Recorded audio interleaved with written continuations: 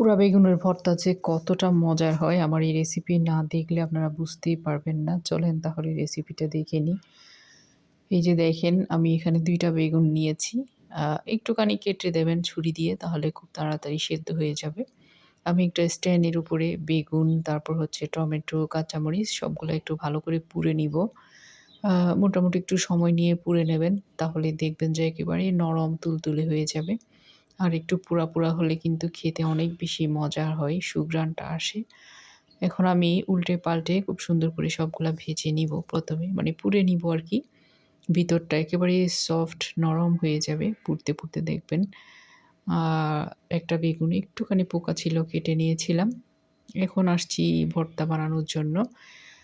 আমি বাটনায় করে হচ্ছে ভর্তাটা বানাবো। আপনারা চাইলে হাতে চটকেও নিতে পারেন, নতুবা পাটায় পিষেও করতে পারেন, অথবা দুকুনি আছে না? দুকুনিতেও দুকে নিতে পারেন, কোনো সমস্যা নেই। দেখেন একদম গরম, গরম ধোঁয়া ওঠা।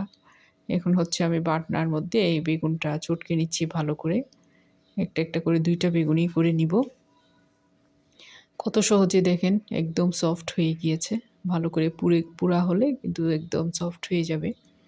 এরপরে আমি দিয়ে দিব এখানে টমেটো। টমেটো যে পুড়ে রেখেছিলাম সেই টমেটো। এটাও দেখেন একটুখানি ম্যাশ করার সাথে, সাথেই কিন্তু মিক্স হয়ে গিয়েছে। তারপরে দিয়ে দিব কাঁচামরিচ, সেগুলোও আমি কিন্তু একটু পোড়া, পোড়া করে নিয়েছি।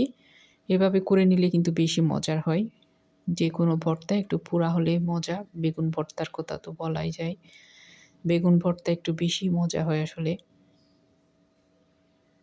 খুব ভালো করে সবগুলো বাটনার মধ্যে ডলে নিচ্ছি। আর একটু দানা, দানা থাকলে খেতে বেশি মজা হয়।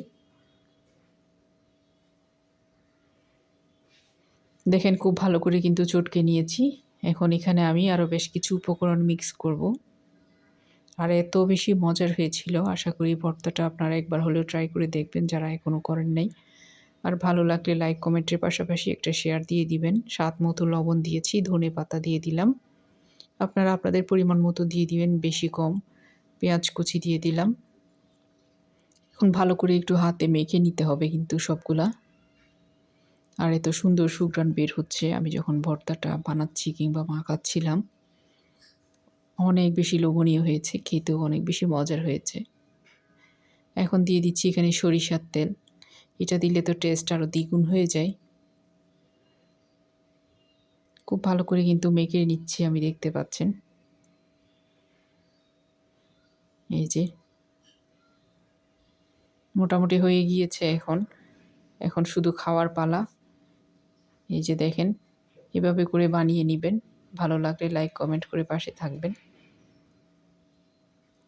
আর মজা সেটা তো আপনারা বানালেই বুঝতে পারবেন আসলে ঠিক বলেছি কিনা।